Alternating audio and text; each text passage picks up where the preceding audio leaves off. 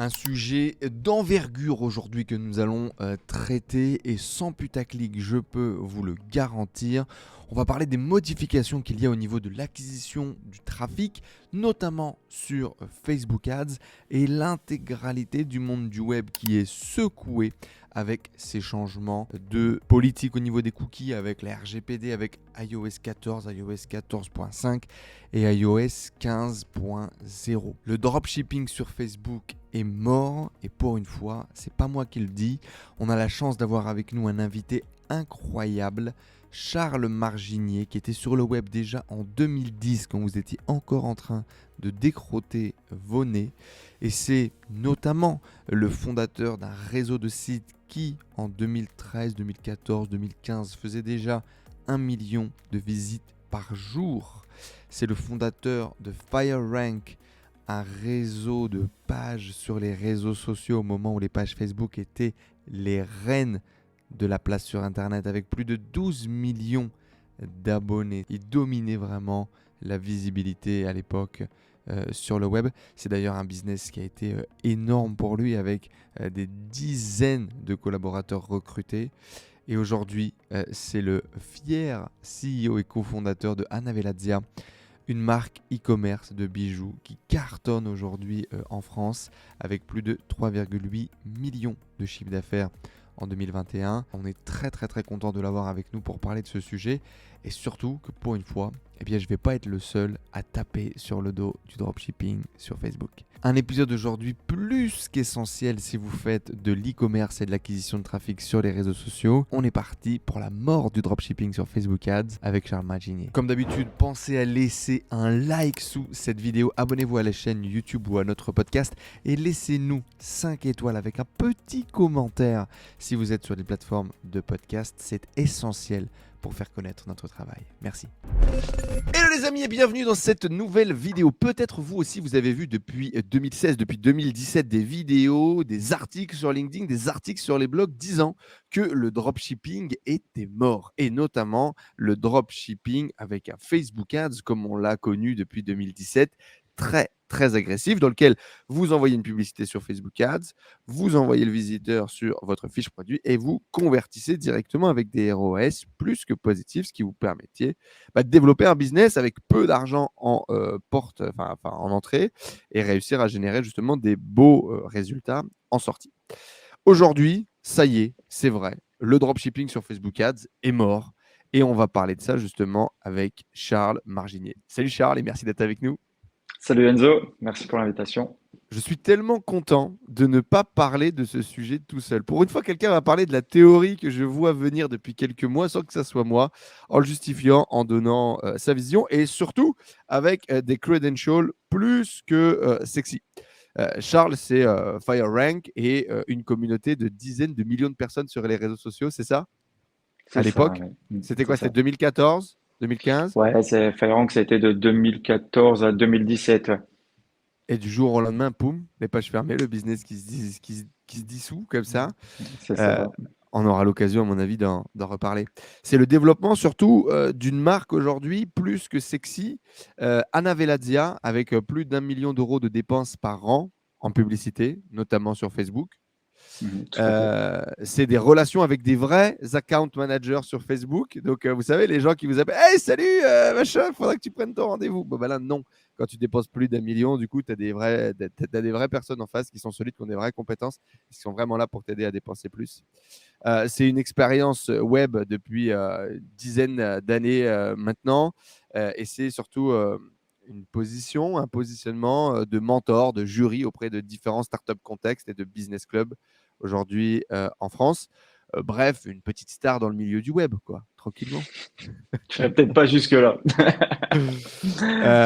En tout cas, très inspirant et j'ai la chance de mon côté d'avoir Charles qui nous accompagne finalement sur notre projet e-commerce et qui, à travers quelques coups de téléphone de temps en temps, quelques claques dans la gueule ou quelques conseils, nous permet d'évoluer et d'avancer dans le bon sens. Et ça me fait très plaisir du coup de recevoir Charles aujourd'hui. La situation initiale, elle est très simple. Tout le monde gagnait de l'argent en faisant pas grand-chose avec un QI d'huître. Tu lançais n'importe quelle publicité pratiquement en faisant une capture d'écran d'un produit sur AliExpress, tu le mettais sur Facebook est arrivé à sortir des ROAS positifs. Ça, c'était 2016, 2017. Puis le business a commencé vraiment à bouger. Et aujourd'hui, c'est la fin, quoi. C'est la fin des haricots, c'est la fin du monde. On va parler bien évidemment de l'abondance de merde qu'il y a eu par le passé et donc du coup les clients qui sont devenus beaucoup plus hermétiques, on va dire, à ces offres publicitaires d'un niveau médiocre. Il y a eu également du coup énormément de data qui a été remontée dans tous les endroits possibles et imaginables du monde, notamment avec la DGCCRF qui a l'écro et qui est prêt à tuer n'importe quel dropshipper à moins de 500 km.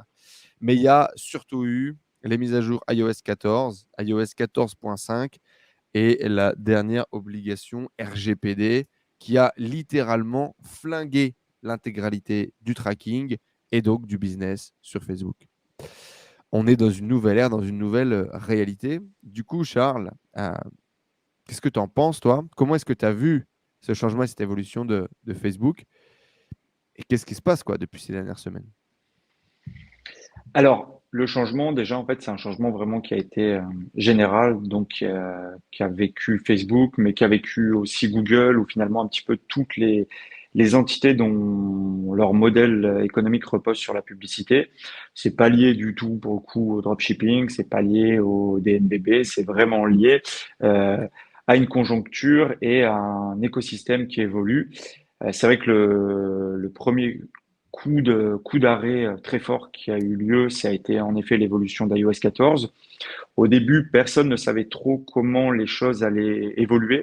On émettait tout un tas d'hypothèses et de théories dans le On n'a sens même pas où été touché tout de suite finalement également par iOS non, non, non. 14. C'est vrai il y a eu une latence en fait qui a été assez longue. Moi, je me souviens, 3, 4 mois après l'arrivée d'iOS 14, on enregistrait des chiffres qui étaient complètement exceptionnels et complètement finalement décorrélés de ce que nos théories, de ce que nos prédictions initiales nous amenaient à penser. Donc, en effet, À il y a ce eu une latence moment-là, assez longue. gros ouf de soulagement où finalement on se dit bon c'est bon, on a eu peur de se faire crucifier et en fait eh ben non, on va pouvoir continuer à bosser.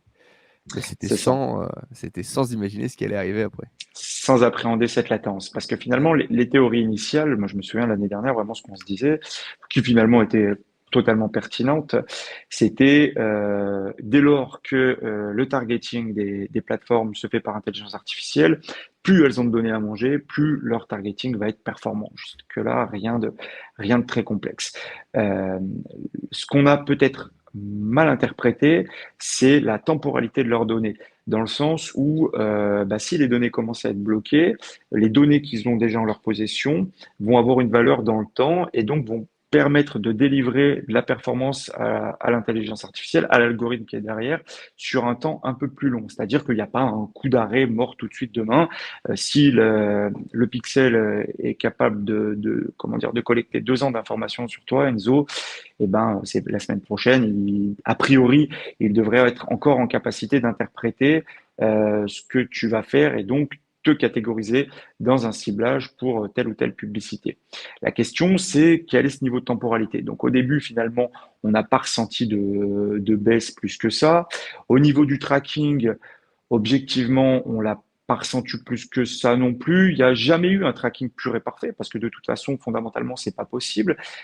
Si vous vous rendez sur un site internet et que le soir vous retournez sur ce même site internet avec un PC au lieu de votre téléphone et que vous n'êtes pas passé forcément par Facebook ou Instagram, le tracking il va être perdu. Donc il y a toujours eu une petite déperdition que moi personnellement j'ai toujours évalué autour de 20%. Ouais, Ces quand même. 20% sont restés à peu près stables.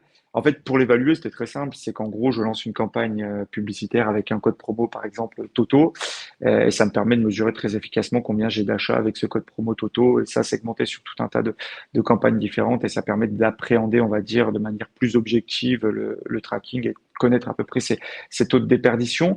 Ouais, donc Et finalement, tu regardes le volume de ventes généré par la campagne et puis tu regardes le nombre de ventes générées avec Toto, quoi.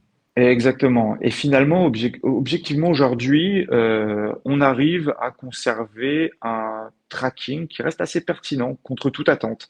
Alors, quand on lit quand ils expliquent le comment du pourquoi, c'est qu'a priori, comment dire, ils font de la prédiction en fait sur le tracking. C'est par l'analyse statistique et de l'étude statistique, ils arrivent à appréhender, dire bon bah cette pub, elle a dû faire une vente même quand finalement elle n'a pas forcément été traquée. C'est ce que j'en ai compris dans le sens où de toute façon ils ont moins de données.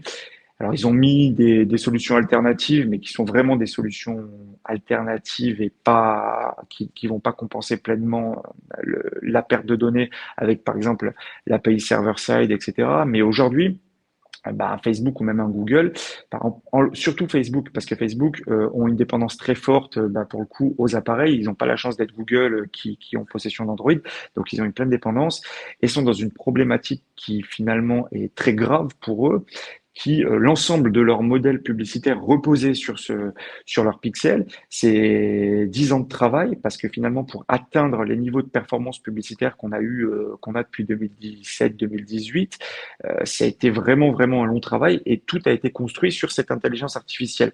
Et donc ce blocage des données, pour eux, c'est terriblement grave. Et moi, en tant qu'ingénieur, tu vois, en informatique, avec mes gars, on réfléchissait justement à quelle solution, comment technologiquement ils allaient pouvoir appréhender le futur. Ouais. Et la solution, eh ben, il n'y en a pas. Alors, on a imaginé des choses, par exemple, qui développent leur propre navigateur et que plutôt que d'utiliser le navigateur, par exemple, dans iOS de Safari, qu'ils embarquent leur propre couche. Mais il y a deux problèmes. C'est que déjà, c'est très compliqué de développer un navigateur, on ne le développe pas, mais ils auraient pu utiliser une couche Chromium pour le faire. Mais surtout qu'en fait, dans les policies d'Apple, quand vous êtes une application et que vous avez un navigateur embarqué à votre application, vous êtes obligé d'utiliser l'instance Safari. Donc concrètement, Apple garde un contrôle complet sur ce que font les applications, donc il n'y a pas de solution pour Facebook. Hmm. Il y a une petite info quand même qui est plutôt positive là-dessus, c'est que j'ai vu passer ça hier.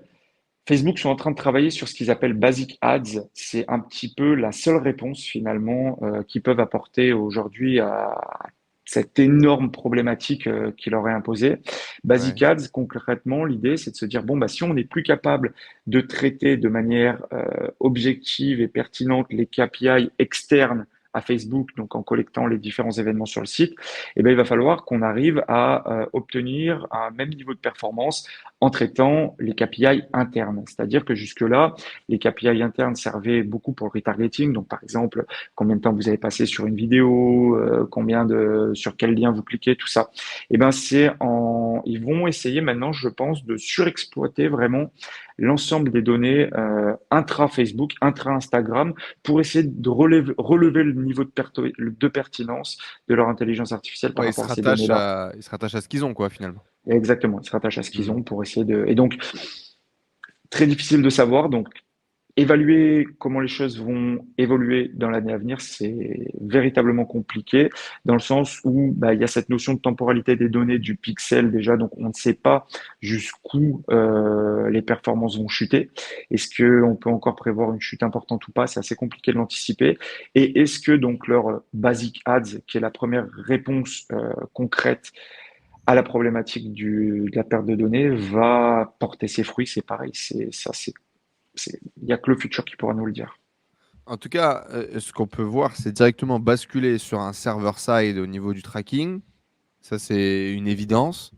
Et C'est puis, une évidence, beaucoup de mais gens qui est-ce ne que le c'est savent pas encore pertinent? ou qui l'ont pas encore activé. En tout cas, il faut l'activer, même si la Mm, pertinence est discutable, on va dire. tout à fait. Ouais. C'est obligatoire. C'est obligatoire parce que vraiment, pour le coup, le server-side, concrètement, l'idée, c'est de permettre, comment dire, à l'API de Facebook de stocker directement des données autres que par les cookies. Donc, en effet, c'est pas une solution miracle. Par contre, ça permet, on va dire, d'agrandir un petit peu leur toile de collecte de données, étant donné qu'elle s'est déjà bien fait couper en deux, parce qu'il faut savoir qu'en plus, sur desktop, quand on est sur ordinateur, bah, 50% des utilisateurs ont AdBlock qui bloque le pixel. D'autres ont Firefox, d'autres ont Opera qui bloque aussi le pixel. Il me semble aussi que Safari maintenant bloque le pixel. Donc finalement, il y a une déperdition des données qui est majeure. Donc chaque petit coup de pouce que vous pouvez donner à la plateforme, aux plateformes pour collecter les données de vos utilisateurs, eh ben, est la bienvenue parce que c'est ce qui permettra finalement d'alimenter le pixel un peu plus et donc d'améliorer potentiellement les performances. Mais j'insiste bien sur le potentiellement. C'est pas une solution Ouais, miracle. c'est pas magique. Est-ce que tu penses que Facebook pourrait mourir? Parce Non. que leur moyen de rémunération numéro un, c'est la publicité. Si demain ils sont plus capables de faire de la publicité de qualité, Non, mais ils vont prendre cher. Ils vont prendre cher comme tout le monde, dans le sens où là, je crois que sur 2022, la perte de chiffre d'affaires, c'est pas une baisse de valorisation, donc il faut bien faire la différence. La perte de chiffre d'affaires net sur 2022 est estimée à 12,8 milliards de dollars, j'ai vu passer. Ce qui est une perte énormissime, dans le sens où vraiment, pour le coup, c'est de la perte sèche, parce que ben, moins de performance, les acteurs comme nous ben, ont tendance à baisser leurs dépenses. leur Malgré spend. tout, j'ai vu que les CPM restent à peu près stables. Donc, ça veut dire quoi? Ça veut dire que si on baisse nos dépenses et que les CPM restent à peu près les mêmes, ça veut dire qu'ils doivent quand même compenser leur marge par l'augmentation des coûts. Donc, ça veut dire baisse de chiffre d'affaires. À court terme, ils récupèrent un peu plus de marge. Donc, du coup, ça doit leur permettre d'équilibrer un petit peu les comptes. Mais non, je ne pense pas qu'ils vont mourir parce que de toute façon, même si le modèle actuel de la publicité est en train de péricliter, c'est un modèle qui ne va pas s'arrêter. C'est un modèle qui va évoluer. La publicité Ouais. fait vivre le web, permet à des services gratuits d'être exceptionnels parce que on se rend pas compte finalement ce qu'il y a derrière un Facebook, ce qu'il y a derrière un Instagram, et c'est quand même une chance inouïe de pouvoir avoir des plateformes d'une telle complexité totalement gratuitement. Donc, non, les gens ne sont pas prêts à payer, donc le modèle publicitaire ne s'arrêtera pas. C'est juste que les choses évoluent, les choses changent, il va falloir s'adapter, il va falloir que ces plateformes s'adaptent. Et honnêtement, j'ai aucun doute sur la faculté de Zuckerberg, pour le coup, à pivoter rapidement. On voit qu'il a, comment dire, dans le passé, il a quand même mené des achats qui l'ont sauvé, hein, que tu regardes aujourd'hui. Eh ben, Facebook, oui, Facebook en tant que tel, le réseau social périclite, mais auprès des jeunes, Instagram, pas auprès des vieux. Mais voilà, il a Instagram décolle. Instagram, il a WhatsApp, il a Messenger, il y a quand même, il y a quand même tout un environnement qui est très large. Et donc, non, Facebook va pas mourir, mais Facebook va profondément évoluer. Peut-être un petit doute sur, moi j'ai une grille de lecture un petit peu différente, on va dire, de ce qui se fait généralement sur Meta et le métaverse. Je suis plus en bac par En rapport à tout recul ça. par rapport Ouais, à tout ça. Je pense que ça mm. pourrait faire l'objet d'ailleurs d'une autre vidéo. Si vous Je voulez pense, avoir il y a l'avis de, tellement à dire. si vous voulez avoir l'avis controversé de Charles sur le sujet des NFT et du méta, en gros, il pense que c'est de la grosse merde et que 90% des acteurs sont des connards. Euh, Avec quelques nuances quand même, Avec mais bien dans évidemment l'idée, quelques ouais, nuances, parce que c'est un homme civilisé, mais dans l'idée, en gros, il pense que c'est un peu un attrape-couillon pour le moment et qu'il faut surtout pas mettre un bal dedans. Bon, si ça vous intéresse, dites-le dans les commentaires juste en dessous et puis on fera quelque chose. Bah, tiens, d'ailleurs, mettez dans les commentaires la fin du dropshipping dans les commentaires. En même temps, on saura que vous êtes connecté encore avec nous après 16 minutes. Et donc, du coup, maintenant que Charles, tu viens de nous partager un peu les problématiques iOS, les problèmes de tracking, l'information qui ne remonte pas et donc qui ne s'alimente pas, et donc les publicités qui sont moins rentables, parlons un peu de cette nouvelle réalité. Et je vais forcément te parler un petit peu du dropshipping parce qu'il y a encore beaucoup trop de gens qui vendent un modèle, pour moi, qui est mort déjà depuis très longtemps, mais j'aimerais ton avis dessus. Cette nouvelle réalité, du coup, c'est quoi aujourd'hui? C'est moins de rentabilité de façon globale sur les campagnes, vous dépensez moins d'argent. Comment est-ce que vous avez été touché et comment est-ce que les e-commerçants qui sont autour de toi ont été touchés également? Alors nous, très concrètement, on a la chance déjà, pour le coup, d'avoir vraiment appréhendé le business de manière générale. Un e-commerce, tu vois, c'est vraiment une chaîne avec la logistique, le support client, le produit, le marketing, la tech, etc. Et donc, nous, on a toujours appréhendé les choses de manière globale et c'est ce qui nous a permis finalement d'être opérationnellement très bon, dans le sens où on a pu vraiment optimiser l'ensemble de nos coûts, on a réduit les coûts de livraison maximum, on a travaillé chaque centime de nos marges à chaque niveau de notre tunnel de vente. Donc vraiment, tout est suroptimisé. Ce qui fait que l'année dernière, on était sur des taux, finalement, des résultats qui étaient parfaitement indécents avec des marges qui étaient juste exceptionnelles. Aujourd'hui, évidemment, il y a une baisse. Il y a une baisse généralisée, mais du coup, cette baisse généralisée, ben, elle réduit notre marge. C'est normal, mais par contre, elle vient pas encore empiéter très concrètement dans le dur. Donc, ça nous permet finalement de conserver des niveaux d'investissement importants. Je vois tout le mois de mai, on a pu conserver en dépenses entre 5 et 6 000 euros de dépenses nettes en publicité par jour. Donc c'est un peu moins quand même que l'année dernière, mais on a quand même pu conserver un niveau honorable de dépenses, le temps de trouver d'autres solutions et de pousser l'omnicanalisation, on en parlera plus tard. Mhm. Donc du coup, pour nous, j'ai envie de dire, aujourd'hui, on n'est pas les plus impactés. On est impacté en termes de marge nette, mais quand je parle de marge nette, c'est après charge fixe, après charge variable. Donc finalement, on est impacté sur le bénéfice de fin d'année. Donc structurellement, on n'est pas trop impacté. On s'en sort. On s'en sort, ouais.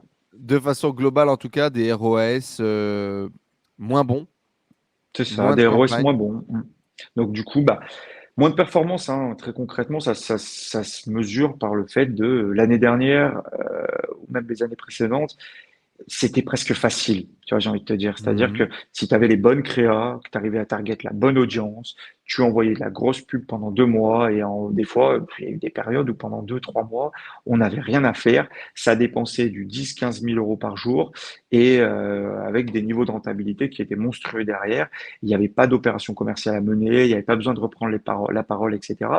Et aujourd'hui, ce qui fondamentalement a changé, d'un point de vue stratégique en tous les cas, c'est que bah, les choses, étant donné que les niveaux de rentabilité sont moins bons, vu que les performances sont moins bonnes, et ben ça impose de se poser les vraies questions de ce qu'est le commerce, de comment fonctionne le commerce, de comment est-ce qu'on crée un cycle commercial, comment est-ce qu'on crée un repeat très fort auprès de notre clientèle. Ça, c'est fondamental parce que bah, c'est toujours moins cher de faire revenir un client déjà acquis dans le passé. Comment est-ce qu'on trouve des raisons pertinentes de reprendre la parole tous les mois avec sa clientèle, donc par le biais de nouveautés, par le biais de fin de série, par le biais d'offres limitées, par le biais de produits, un produit unique éphémère, par le biais de soldes, d'offres commerciales. Donc comment est-ce qu'on arrive finalement à créer un cycle et une dynamique commerciale forte, pertinente, qui permet finalement de compenser cette facilité déconcertante qu'on avait sur les années passées. Ouais, c'est ça. Limite, c'était peut-être trop facile avant et là, ça se durcit et il faut se mettre à bosser, quoi. C'est ouais, c'est bien résumé. Franchement, c'est bien résumé. C'est qu'avant, c'était easy et aujourd'hui, voilà. Aujourd'hui, on revient sur quelque chose qui finalement est beaucoup plus normal, quoi. On peut Av- plus vendre tout et n'importe quoi. Maintenant, il faut faire les choses sérieusement. Il faut être sérieux. Avant justement qu'on parle un peu des alternatives et des opportunités, notamment que vous avez creusées, et puis des idées également que tu as, j'aimerais qu'on revienne sur cette nouvelle réalité parce qu'il y a encore beaucoup de gens qui vendent à qui veut l'entendre, que tu peux démarrer en dropshipping, en faisant du monoproduit et targeter sur Facebook des gens que tu connais pas et leur vendre ton produit et réussir à être rentable upfront. Tu peux, Je, tu je peux. ne... Bon courage. Bon je- courage. Aujourd'hui, honnêtement, bon courage. Bon courage parce que finalement, on peut imaginer qu'en gros, il y a un niveau d'entrée sur le marché. Un niveau d'entrée sur le marché qui est corrélé à ton market fit, à ton product market fit. Il y a 3 ans de ça, tu vendais je sais pas moi, une fontaine à chat, tu mettais un petit chat mignon, il buvait à la fontaine à chat. Le niveau, on va dire, de market fit par rapport à ton audience de ton produit, il était suffisant pour rentrer. C'est-à-dire qu'en fait, la plateforme arrivait tellement bien à target, etc., que tu arrivais à faire quelque chose. Aujourd'hui, pour un même niveau de produit, tu n'y arriveras pas. C'est-à-dire que la complexité est montée beaucoup plus haute. Donc concrètement, qu'est-ce que ça veut dire? Ça veut dire que c'est toujours possible, et ça sera toujours possible. Là, typiquement, j'ai vu un ami, alors c'est pas en dropshipping, il a acheté un produit dans l'univers de la plongée, j'en dis pas plus, qui est extraordinaire, qui est vraiment extraordinaire. Et avec vraiment un site tout pété, avec rien qui allait, mais juste un market fit extrêmement fort, et ben il a réussi à aller à démarrer avec des ROAS très forts. Après, il y a aussi les secteurs communautaires. Par exemple, je sais que dans la moto, là, je suis un e-commerce près de chez nous qui fait plusieurs millions par an, qui vend des produits moto, des accessoires moto, mais c'est tellement Mhm. communautaire, en fait, c'est tellement niché face à une communauté qu'il arrive encore à avoir des ROS à 10 sans aucune difficulté, à avoir des performances notables. Ce que je veux dire, de manière générale, c'est que la course au produit winner comme on l'avait avant, ou dire bon bah on trouve sur tous les scrappers possibles et imaginables, on va chercher son produit winner et on lance son e-com de dropshipping, ça concrètement aujourd'hui c'est plus possible.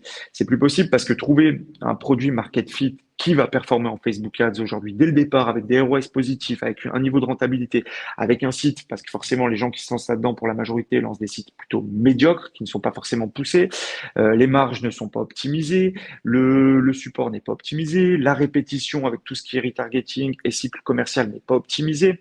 Donc finalement, démarrer avec quelque chose de médiocre aujourd'hui, ce n'est plus possible. Il est là en fait le changement. Le changement de paradigme, il est qu'il y a 2 ans, tu avais un e-commerce médiocre, tu avais un produit médiocre. Si tu passais juste au-dessus, on va dire, du niveau de complexité nécessaire pour être rentable, eh ben c'était bon. Aujourd'hui, le niveau de complexité, il est tellement monté, il est tellement pris en flèche que c'est toujours possible, mais plus du tout comme avant, quoi. Hmm. Je n'aurais pas dit mieux. Voilà. J'ai encore des gens qui rentrent dans la tribu, des gens qui m'envoient des messages, des trucs, des machins. Et je leur dis, le problème, c'est pas la formation que vous avez achetée, ou le problème, c'est pas les personnes que vous suivez qui vous racontent des conneries. C'est juste que à l'époque, peut-être où ils l'ont fait, c'était vrai. Et moi aussi, je l'ai fait en 2017, en 2018. Aujourd'hui, si nous, on utilise des stratégies notamment différentes avec du SEO, avec du SEA, bah, c'est aussi parce qu'on estime que ce modèle-là, il est plus viable, plus rentable et qu'il n'est pas exploitable en fait. Il est hyper compliqué. Mais je Où il pense faut. on peut aussi, tu vois, reparler de fondamentalement ce qu'est ce modèle, parce que finalement, ce modèle de dropshipping, c'est le fait, en tous les cas, comme on l'a connu là dans les dernières années, c'était simplement de vendre un produit de merde. Et j'écoutais un mec qui parlait, qui faisait la différence entre système et actif, tu vois. Et ça, je trouvais ça super pertinent dans le sens où il faut bien différencier un système d'un actif. C'est-à-dire que le dropshipping Facebook est quasiment mort aujourd'hui. Par contre, le dropshipping, on va dire dans le sens, je vends des produits de merde, il sera jamais mort. C'est-à-dire que si demain tu montes une communauté organique très forte autour du chat sur TikTok, j'ai aucun doute que tu vas réussir à les vendre, tes fontaines. Tu vas réussir à les vendre. Et c'est pour ça que je parle d'un système. C'est-à-dire que quand tu fais ça, tu ne crées rien, tu ne crées pas une marque, tu ne crées pas un actif dans le sens propre du terme. C'est-à-dire que tu n'es pas en train de construire ton château de Lego, tu vois, qui va durer dans le temps et sur lequel tu vas pouvoir capitaliser. Tu es vraiment en Hmm. train d'exploiter un système qui, à un instant T, crache de la rentabilité et qui, de toute façon, à un moment donné, va dépérir. Et c'est comme si aujourd'hui, tu fais la même chose sur TikTok. Eh ben, à l'instant T, c'est pertinent de le faire parce que ça crache de la rentabilité et donc tu vas réussir à gagner de l'argent. Par contre, après-demain, eh ben, avec tous les acteurs qui vont rentrer, avec les complexités des plateformes et ci et ça, eh ben, tu sais que ton système, il va cracher. Et donc, du coup, il y a, il faut très vite passer sur la notion de branding, de marque, pour construire quelque chose et pas juste reposer sur je trouve mon petit produit winner et j'essaye de le vendre dans mon système parce que je trouve une rentabilité. Tu peux faire, attention, tu peux faire du coup de cash. Le coup de cash, c'est aussi une stratégie qui est parfaitement pertinente. Comme tout à l'heure, tu parlais de crypto NFT, c'est la même chose. Le coup de cash peut être une stratégie parfaitement pertinente et recevable. Par contre, si tu cherches à construire un business, si tu cherches à être sérieux et faire les choses correctement pour pouvoir perdurer dans le temps et te dire, eh ben, dans 5 ans, aujourd'hui, je fais 100 000 euros de bénéfices par an. Dans 5 ans, je fais 1 million parce que j'ai construit quelque chose. Eh ben, il faut faire les choses sérieusement. Et si tu fais uniquement, tu exploites un système, dans 5 ans, tu auras peut-être pris 500 000 tout de suite. Mais dans 5 ans, ton système, il sera terminé. Ouais, puis il y aura pas de valeur d'actif, justement. Tout à fait. Ce qui est ce sur quoi on se bat un petit peu, notamment nous avec la méthode Kraken, de créer un site justement, une vision pérenne qui valorise et qu'on valorise le trafic SEO, qu'on puisse valoriser au moins la force des marques et des bases de données qu'on va construire. Alors justement, Exactement. dans les opportunités, les alternatives, il y a la création de marques. Donc bien évidemment, vous pouvez créer une Anavelladia, hein, voilà, bon courage, amusez-vous, sortez un peu d'argent, préparez un peu votre portefeuille. Il va y avoir des métiers que vous aviez même pas envisagé ou imaginé avant de développer votre petit business en dropshipping qu'il va falloir maîtriser tout de suite. Et c'est pour ça que nous, on a pris notre temps avant d'aller construire des marques parce que ça demande une expertise. Ça demande une expertise. Les autres alternatives et opportunités, bon, bien évidemment, Google, le SEO et le Google Ads.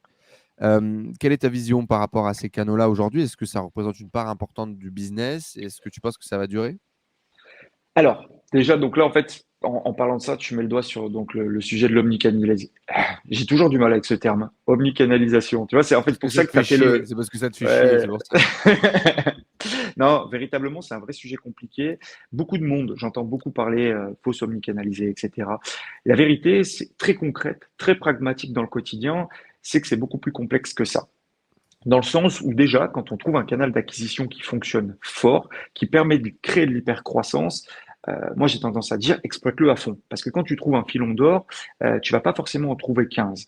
Et donc c'est bien de tester des choses, c'est bien de dire tiens je vais faire un peu. Si par exemple tu fais des grosses performances sur Facebook, Instagram, c'est bien de dire je vais faire un peu de Pinterest, je vais faire un peu de TikTok, je vais faire un peu de Google. Mais si tous ces canaux-là, finalement tous réunis représentent 15% de ton chiffre, bon, est-ce que ça fait réellement sens? J'en suis pas sûr. Par Hmm. contre, là où aujourd'hui ça fait sens, c'est plus de se dire, bon, bah, je vais essayer de trouver mon deuxième canal. J'aime pas parler de canaux d'acquisition parce qu'encore une fois, canaux d'acquisition, ça fait référence au digital. Et là, on parle vraiment de business de manière générale. Et je préfère parler donc de canaux de distribution parce que du coup, on peut parler de physique, on peut parler de toutes ces choses-là. C'est-à-dire que moi, ma reco par rapport à ça, c'est plus de dire, bon, bah, aujourd'hui, trouve deux canaux, pas forcément aller en chercher 15, trouve-en deux, mais par contre, exploite-les vraiment comme il faut. Et trouve deux canaux qui vont être capables de générer du vrai volume. Trouve deux canaux qui vont pouvoir prendre quasiment finalement à part égale ton chiffre Business. d'affaires. Voilà, c'est Hmm. ça. Et pas juste parce que en vérité, pour prendre un canal à fond et le faire bien, il faut y tuer énormément de temps. Si tu tues pas énormément de temps, si tu veux faire du physique, putain, le physique, c'est consommateur de temps, mais de fou.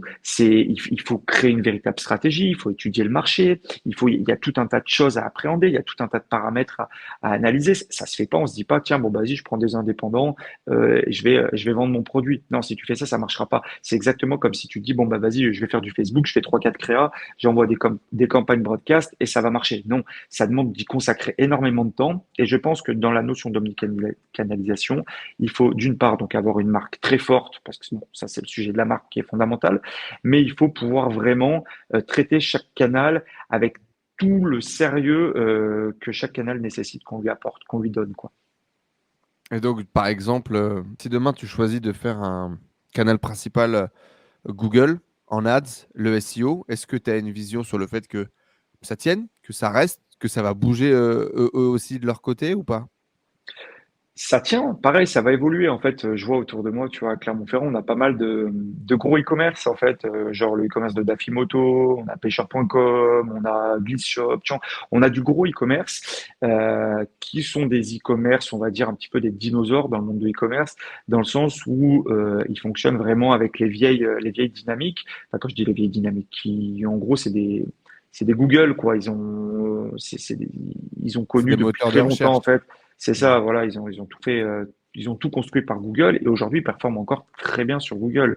Donc c'est pareil, c'est qu'en fait les choses vont évoluer, peut-être pas aussi dramatiquement que ce qui se passe en ce moment sur Facebook, mais les choses évoluent tout le temps. Et c'est le propre du digital, c'est que de toute façon, ta structure, elle doit être pensée pour pivoter. Donc forcément, quand tu es un grand groupe, c'est plus facile, ça paraît paradoxal que ça soit plus facile, mais dès lors qu'en fait ils ont des capacités financières qui leur permettent de bouger les équipes, d'investir à droite ou à gauche, ce que toi t'as pas. Nous, à notre petite échelle, c'est plus la notion de pivot, c'est donc euh, limiter ses charges à ce qui est vraiment pertinent. Pas recruter pour recruter. Tu vois, moi j'ai fait l'erreur. Je me souviens à l'époque de FireRank, j'avais en 2016, j'avais fait 20 recrutements en l'espace de 6 mois parce que ça faisait beau, ça brillait. J'étais en train de monter une super équipe, tout ça.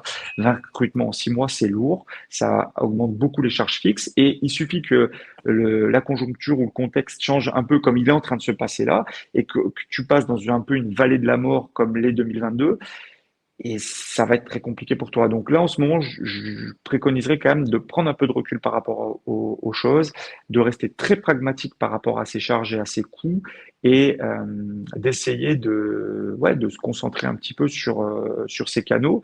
Et Google Ads, en est aujourd'hui, ou même le SEO, j'ai plein d'exemples autour de moi d'e-commerce qui fonctionnent terriblement bien avec ces canaux-là. Donc, Je tout vais n'est pas rebondir. Facebook, hein.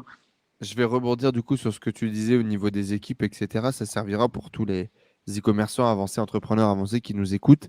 Effectivement, moi, tu m'as surpris quand on a eu cette conversation en privé dans laquelle tu me partageais que je te racontais, moi, mon histoire. C'était fin d'année dernière, on fait un super mois de décembre, on a fait un super Q4, on s'est dit, bon, bah super, on va embaucher des A-players, et puis l'année prochaine, on va faire 1 million par mois et on va enculer tout le monde.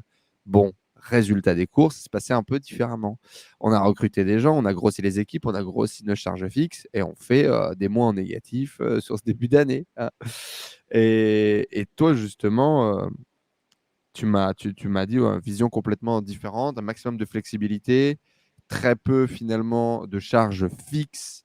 Et du coup, quand le business va moins bien, et ben, on libère finalement pas mal de gens et pas mal de dépenses pour justement garder cette flexibilité et garder nos marges. C'est quoi la vision qu'il y a derrière ça? Et comment tu as appris ça? Comment tu en es arrivé? Et qu'est-ce que tu mets justement dans le flexible et qu'est-ce que tu mets dans le dur? Alors, ça, c'est une vision finalement personnelle d'entrepreneur, donc qui n'est pas une vérité absolue. C'est mon approche à moi. Pour le coup, elle est pertinente pour moi et elle peut être pertinente pour d'autres, comme pas du tout pertinente pour certains.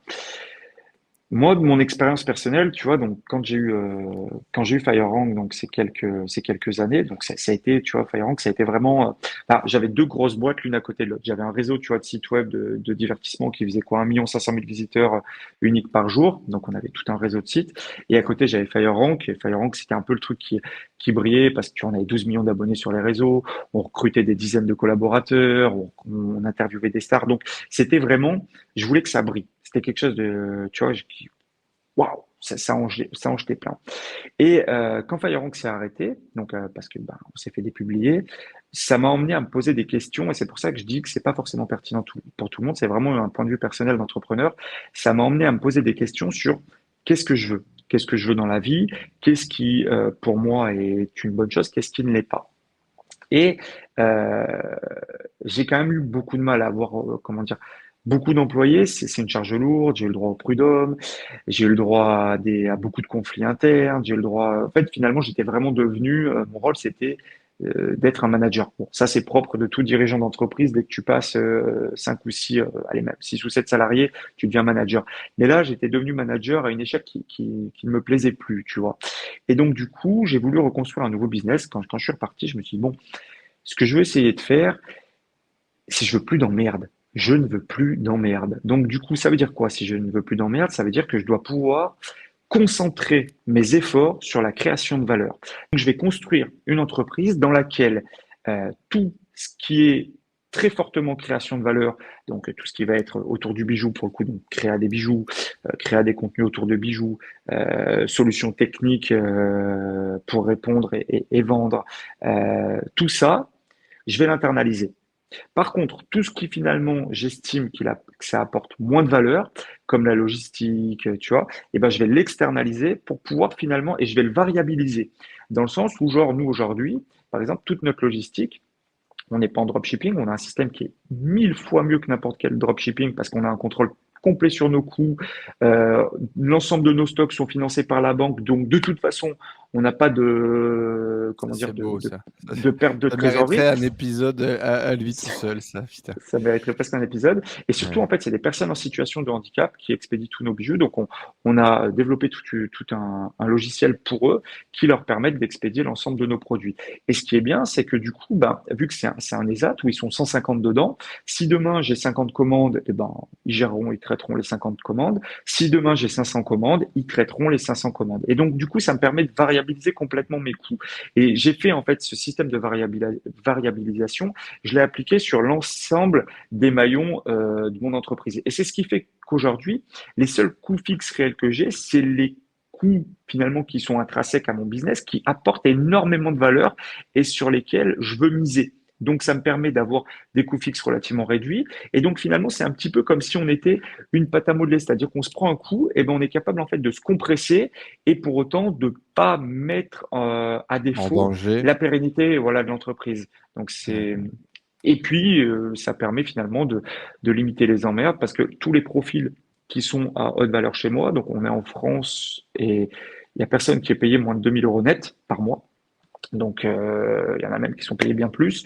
Pourquoi? Bah, parce que ça permet finalement d'avoir des personnes qui sont des cadres, qui sont autonomes, qui sont responsables et qui cherchent à faire avancer les choses. Ce qui fait qu'aujourd'hui, moi, je pars de moi à l'île Maurice, et ben derrière, je sais que je vais avoir quelqu'un, comment dire, je ne crains rien. Mon business est Business qui solide, il tourne. tient, il repose sur une équipe qui est structurée, qui est efficace et qui a envie de faire les choses.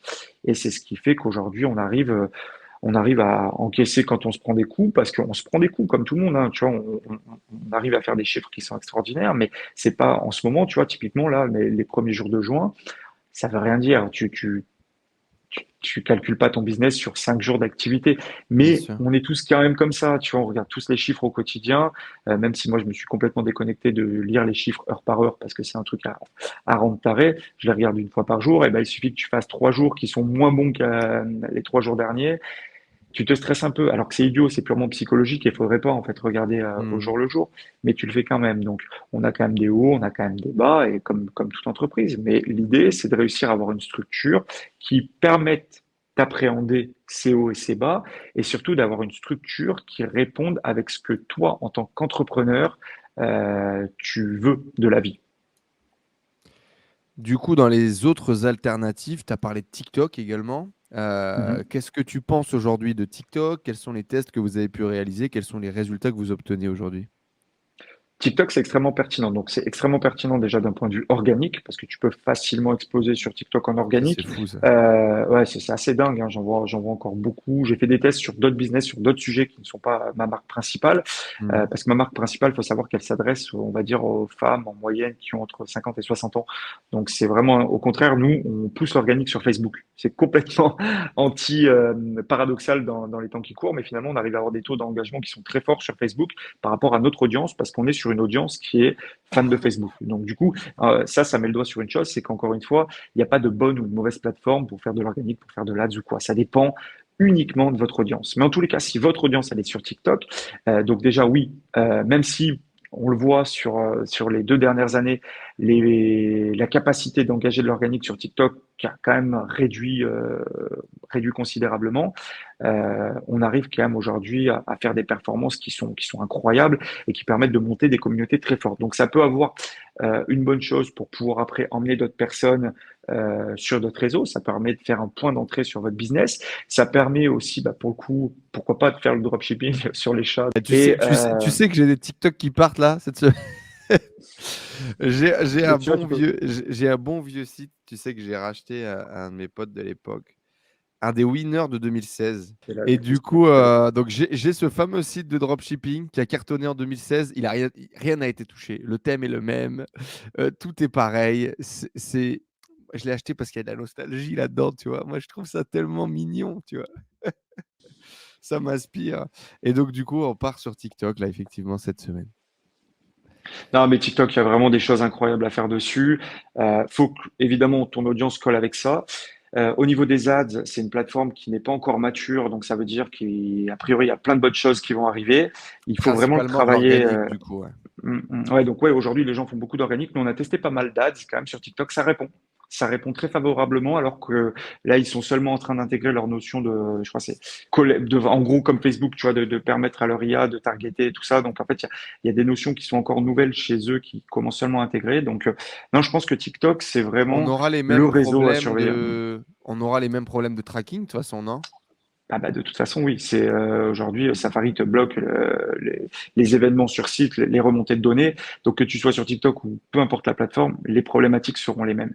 Mais finalement, c'est une bonne chose dans le sens où ça va faire travailler les ingénieurs de toute la planète à résoudre le problème, et que je vois mal quand même Apple imposer leur diktat là-dessus sur les 10 prochaines années. C'est qu'il y a comment dire, l'écosystème publicitaire digital, c'est un écosystème qui est monstrueux.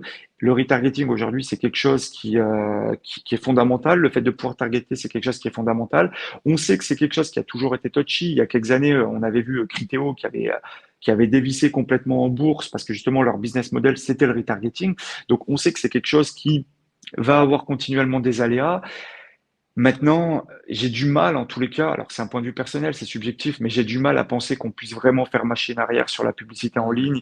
Et on a réussi à obtenir de telles performances, on a réussi à tellement bien analyser en profondeur les comportements des utilisateurs, à comprendre les utilisateurs pour leur proposer finalement ce qu'ils veulent, que de toute façon, les choses ne feront plus qu'évoluer dans ce sens. Si c'est plus avec des cookies, ça sera avec autre chose. Ça veut dire que bah, peut-être qu'on verra de nouvelles fonctionnalités sur les plateformes. Donc on se dit mais pourquoi ils ont implémenté cette fonctionnalité? Bah, parce que du coup, ce que tu fais avec cette fonctionnalité, ça en dit plus long sur toi et ça permet d'avoir plus d'informations et peut-être de nourrir le pixel basic ads d'une meilleure manière. Donc il y a plein de choses qui vont émerger. À chaque fois qu'il y a une période compliquée, ça stimule la créativité, ça stimule l'ingénierie, et en général, il y a des choses, de nouvelles choses qui émergent derrière et qui ont tendance à structurellement être beaucoup plus solides et nous emmener sur une nouvelle vague comment dire, d'opportunités. Ouais, sur Donc, un autre terrain, quoi, tout c'est simplement. ça. 2022, c'est la vallée de la mort, mais moi, je suis optimiste pour 2023 sur ce qui va se passer. Eh bien, merci beaucoup, Charles, en tout cas, d'être venu partager ton avis sur la mort du dropshipping et de l'e-com sur Facebook Ads.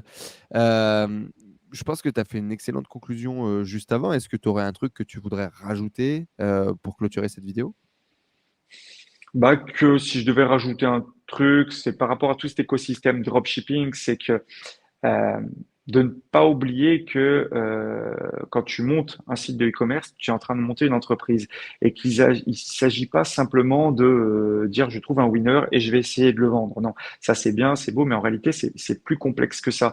Une entreprise, eh ben il faut l'appréhender dans son ensemble. Il faut savoir que tu peux avoir des capacités de financement. Il faut savoir que tu vas avoir du management à faire, que le recrutement c'est fondamental. Que, en fait, il faut vraiment appréhender l'ensemble de la chaîne de ce qu'est une entreprise et pas juste essayer de faire du coup de cash en dropship. En tous les cas, tous ceux qui aujourd'hui sont un petit peu perdus dans l'univers du dropship et ne savent pas trop comment tendre, moi je les invite vraiment à se dire bon bah poser de côté la notion de l'idée juste je veux faire un coup de cash et essayer de penser un produit, essayer de monter une vraie entreprise et de proposer un vrai produit sur un marché qui va répondre à un besoin ou qui va répondre à une envie et de faire quelque chose qui performe. Si vous voyez les choses dans l'ensemble, nul doute que vous pourrez vous en tirer et faire des choses extraordinaires.